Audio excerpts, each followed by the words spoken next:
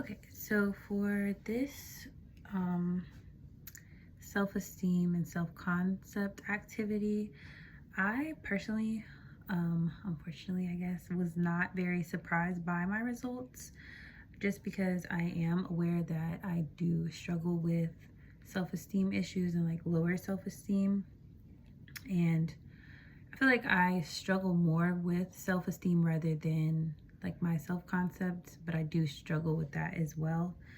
So I am honestly glad that we did do this assignment. I feel like this was very helpful on just like being able to evaluate where I am and like how I do think about myself. It made me just more aware of certain thoughts that um, do reflect issues with my self-esteem, and then like also with the added materials that were listed, I was able to get some tips and tricks on building up my self-esteem.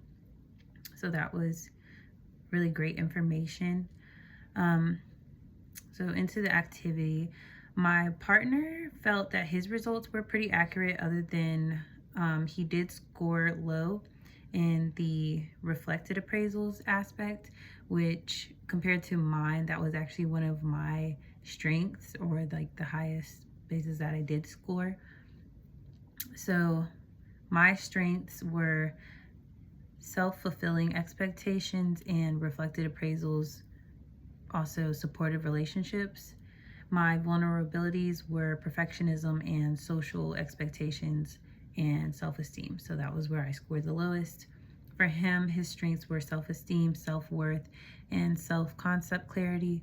And his vulnerabilities were reflected appraisals and then also perfectionism and social expectations. So like I said, I agreed with my results pretty much all the way through, and he just kind of disagreed where he didn't really feel like that was his vulnerability. Um, he did score higher than me in, I'm pretty sure, every single category. He scored a 6.8 in self-esteem, where I scored 2.8. Again, I was just not really surprised by that. Also, just because he is very confident, and he does have, I can tell he does have very high self-esteem. We both agreed that I show more self-doubt and I'm more self-critical, where he reports a lot more confidence in most situations. This shows up in our relationship in a way because, well, we both disagreed on like the question where it was like, who speaks up more?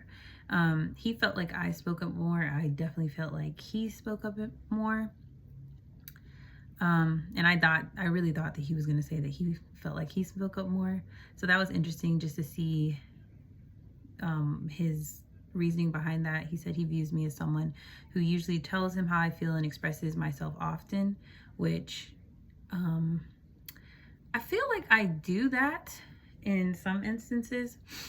But it is hard for me a lot of times. Like, that's something that I'm like trying to push myself to do more, is speaking up more, especially about like how I feel about certain things, because I do find myself like burying things like inside me and like not being vocal about them.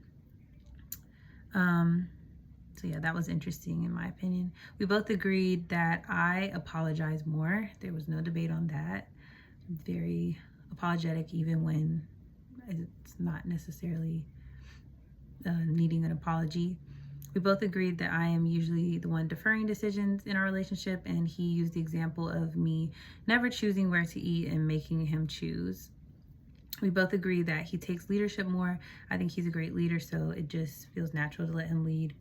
And yeah. So we agree that I take criticism harder.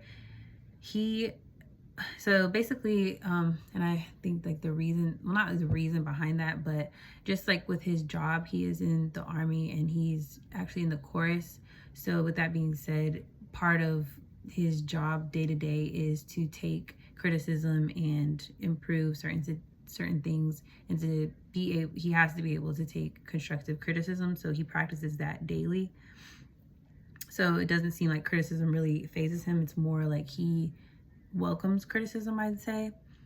And even in our relationship, like whenever I do have like comments where I disagree, it's like he'll either like laugh it off and like, you know, correct certain things, or it just doesn't seem to bother him. As to with me, whenever, and I wouldn't even say it's like criticism, but like whenever we have like maybe like a disagreement or something that he comments on about me, it's like I will like beat myself up about it or feel like almost personally attacked by things that he says, and I just take it very hard, I'd say.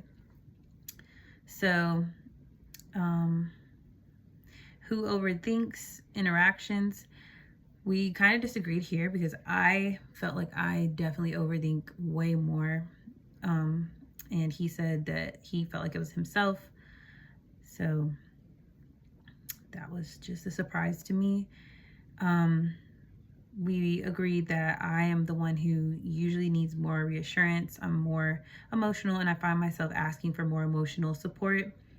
We agreed that I'm often avoiding conflict. Sometimes I will, instead of like making an issue or making a big deal out of things, or if I feel like it's going to be a conflict, I will just kind of like bite my tongue rather than speak my mind or say how I feel.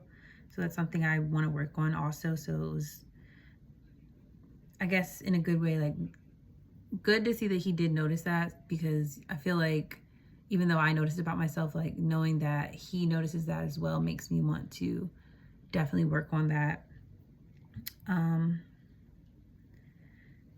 Then we also agreed that I get defensive more, just because, again, he just takes criticism really well. So I don't feel like there's not a lot of times where he has got defensive. If anything, it's like he's very understanding, and he just handles criticism a lot better without getting defensive about it. We both agreed that neither of us compare ourselves to each other. That's just not something that I don't think we've ever done in our relationship, so far at least. He said that he doesn't necessarily feel less than, and this was to the question about does one of us feel less than or more capable than the other. So he said he doesn't necessarily feel less than me, but in a way he admires me for what I am capable of, and I definitely agree with that. Like, I don't really feel like I'm less than him. I definitely feel like sometimes I do feel that I'm not on his level as far as his confidence and how well he is able to communicate. So that's something I really, really want to improve on.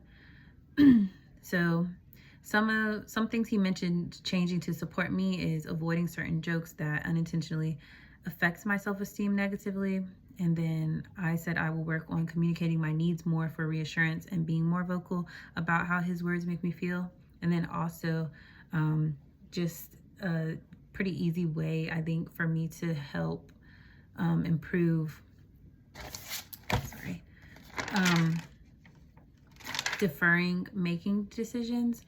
I thought of just, instead of like when he asked me, where do you want to eat at, I can actually start saying places that I want to eat, or like just giving my opinion more and making more decisions. And that, I feel like, is a very easy way to go ahead and incorporate that. So, yep, that was pretty much everything that I discovered from this activity. And thank you for taking the time to watch my video.